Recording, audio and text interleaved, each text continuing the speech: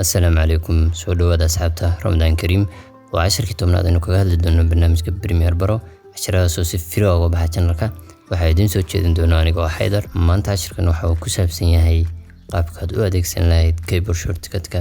oo leeyahay barnaamijka Premiere Pro haddaynu guda galno casharkeena insha Allah waxaan maanta sharaxaad ka bixin doonaa inuu eegi doonaa qaabka aad ugu samayn lahayd muuqaaladaada si dhaqso ah aad u dadajin lahayd waxaad jarjarayso iyo waxa aad rabto inaad soo saarto markaad adeegsanayso keyboard shortcut waxa uu dadajinayaa shaqadii aad qabanaysay laakiin si hadaadan aqoon keyboard shortcut-yada uu leeyahay barnaamijka Premiere Pro waxa laga yaabaa wax aad ku qaban lahayd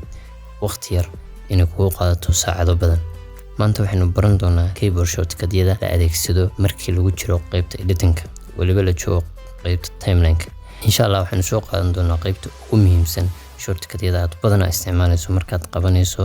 editing-ka barnaamijka Premiere Pro waxa uu leeyahay shortcut-yo aad u fara badan marka inagu kuwaas oo dhan aad mayno laakiin si inta ugu muhiimsan aynu soo qaadanayna hadaad rabto inaad wada ogaato keyboard shortcut-yada link iyo description-ka ayaad ku dhufanaysaa kadibna website-ka uu geeyo aad arki doontaa keyboard shortcut-yo aad u fara badan oo leeyahay barnaamijka Premiere Pro marka la socod wanaagsan marka ugu horeysa waxaynu geli doonaa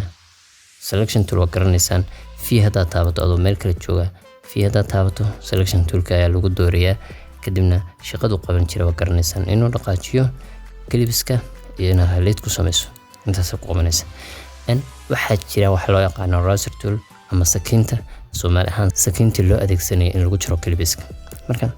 clipski waxaan rabnaa inaan jarjarno marka aad jarjaranayso clipska waxaad taaban doontaa eraser tool kadibna waxaa ku soo bixin doonta sakintii clipka rabto inaad jarjarto ayaad dul tagaysaa kadibna saas u jarjaraysaa marka qaab ka fudud baa jira hadda inaad eraser tool tagto kadibna aad soo samayso clipkii kadibna aad clipkii dul tagto jarjarto waa waqti dheer waxaa jira keyboard shortcut oo loo isticmaalo Ctrl+K ayaa ku dhufanaysaa waa lagu kala jarayaa laakiin si Ctrl+K aad buu si adag yahay marka aad rabto inaad dedejiso shaqadaada laba button way kugu adag tahay waxaan samayn doonaa si ka fudud aynu insha Allah u diyaarsan doonaa marka waxaad samayn kartaa custom keyboard shortcut aad adigu leedahay barnaamijka Premiere Pro isagu wuxuu ku sahlayaa inaad mid custom aad u leedahay samaysato marka customkaas maaha qaabka shirkadda Adobe soo samaysay laakiin si adiga ay samaysanaya waxaad samaysanaysaa bottomska ku dhow bottomka aad badan adeegsato hadaad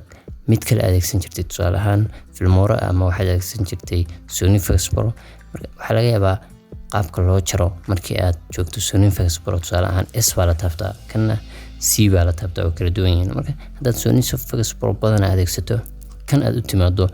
CD ayaad ka dhiganaysaa adigoo iswaalin ayaad tagaysaa meeshii C ayaa leedahay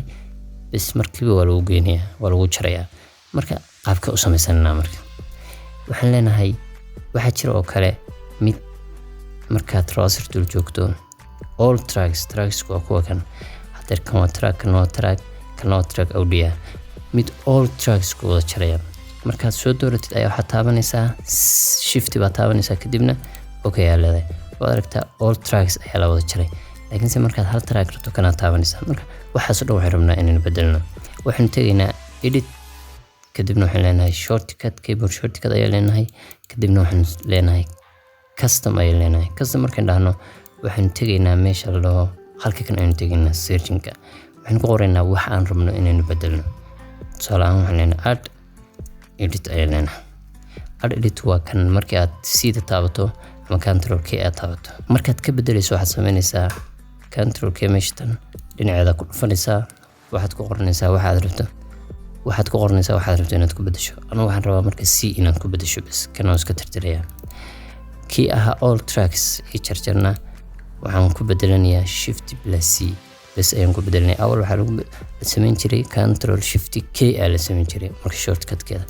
labadaas u bedelanaysaa kadibna waxaa leedahay save ayaa leedahay magacayaan u bixsanaa first K short ayaa leenahay waxaan rabnaa inaynu markasta isticmaalno okay ayaan leenahay kadibna waxaan leenahay cancel ayaan leenahay markaan nimaadno barnaamijkeennii hadduu joogo selection tool aad rabto inaad wax jarjarto C ayaa taabanaysaa hadaad rabto track oo dhan waxaa leedahay Shift+C adigoon teginba toolka kanaadan teginayaa wax kasta qabsanaysaa waad aragtaa C haddaan taabto waa lay kala jarayaa laba ayaa laga dhigay waa aragtaan laba kala madax banaan ayaa laga dhigay darsaana haddaan sii taabto waa aragtaan hadday laba taraag oo isdul saaran yihiinna waa kana deer saddex taraag ayaa isdul saaran waxaan leeyahay shift plus c waa aragtaan waa la jaray marka qaabka ayaa adeegsanaysaa kan labaad haddaynu eegno waxaa la rebel delete waxa weeye tusaale ahaan waxaan samaysay halkan ayaa timi kadibna c ayaa timi inta tan ayaa jartay waa iska saartay marka iska saarto space ayaa imaanaya meesha spacekaasina muuqaalka markaa ka daawato program monitor ama aad sport ku samaysaa dhow muuqaalka halkaas waa ka baxaya laakiin si madow ayuu soo baxaya marka waxaan rabnaa rebel delete-kaas hawl badan baa laga maraysaa haddii aan shortcut aan ku qornayn hadda waxaa jira mid kale aad samayn karto markaad doorato right-click leedahay kadibna halkaa tegaysa rebel delete ayaa leedahay laakiin si hawl badan weeye kaas maxaan samaynayaa marka waxaan rabaa hal xaraf inaan kusoo koobo waxaasoo dhan hal button aan taabto inay iga baxdo sidaa haynu ahaado tusaale ahaan kanaan rabaa inuu meesha ka baxo saa haynu ahaado marka waxaan samaynayaa edit ayaan tegayaa kadibna keyboard shortcut-kayga ayaan tegayaa kadibna waxaan dooranayaa kii aan markii hore qortay aan customka aan samaystay kadibna waxaan ku qorayaa waxa aan rabo inaan bedelo rebel ayaan qorayaa delete waa aragtaan halkan ayuu ugu soo baxay xooga kor u qaad rebel delete shift plus delete baad marka laba button weeye laba button aad bay u fara badanta halkan ayaan taabanayaa kadibna x bas ayaan ku qoranayaa kana iska saarayaa kadibna waxaan leeyahay save as ayaan leeyahay okay ayaan leeyahay wuxuu ku leeyahay x hore ayaa loo adeegsaday kadibna okay ayaan leeyahay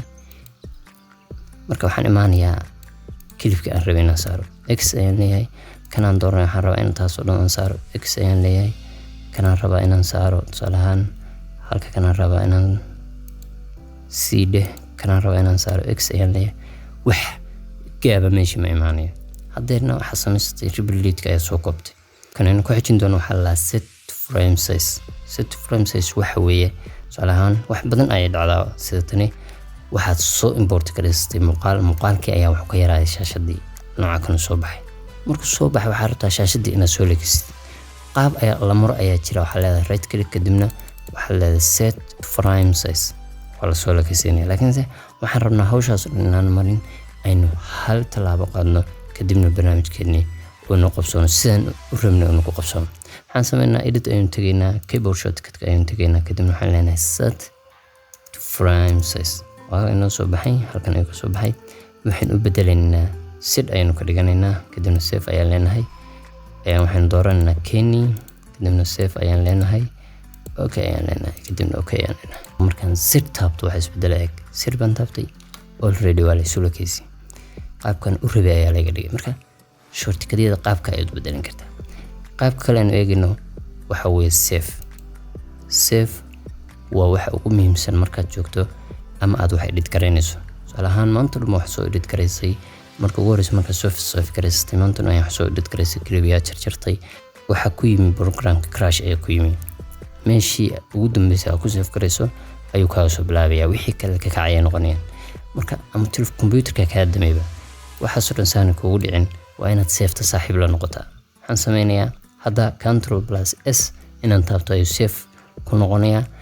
iyo auto save inuu ku furantahay 5 daqiiqo oo kale inuu ku save gareeyo marka waxaan tegaynaa edit kadibna keyboard shortcut waxaan dooranaa kii aan isticmaalaynay kadibna waxaan leenahay kadibna save ayaan ku qoraynaa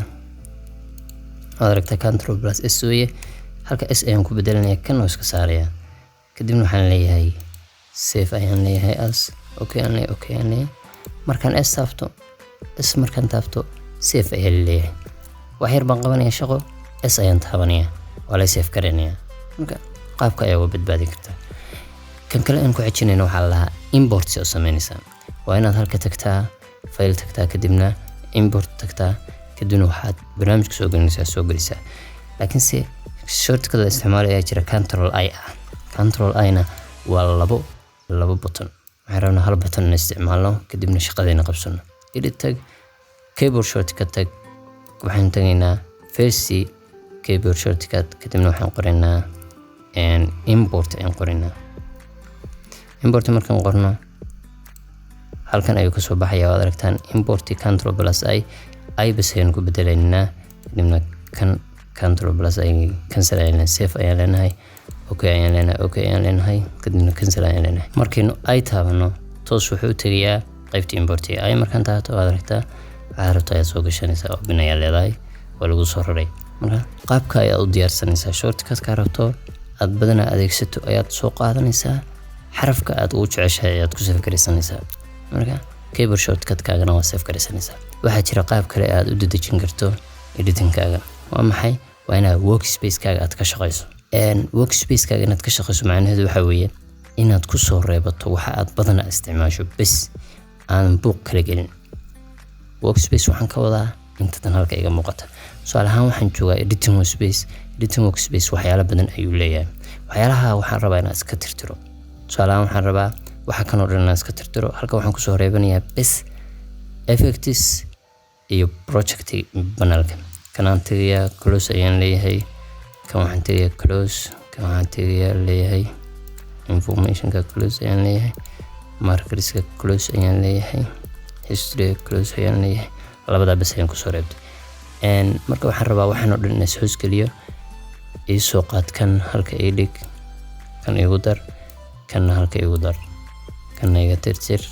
kan iga tirtir waxaan rabaa waxayga oo dhan inay koobnaadaan waxa iga maqan bas essential graphics oo soo qaadaya kadibna halka ayaan ku darsanayaa marka kan ayaan qaadayaa geeska ayaan geynayaa waxaan rabaa waxayga oo dhan inay soo ka koobnaadaan aragtaan hadeer dhinaca waxa ii jooga wax kasta aan u baahnaa projectigii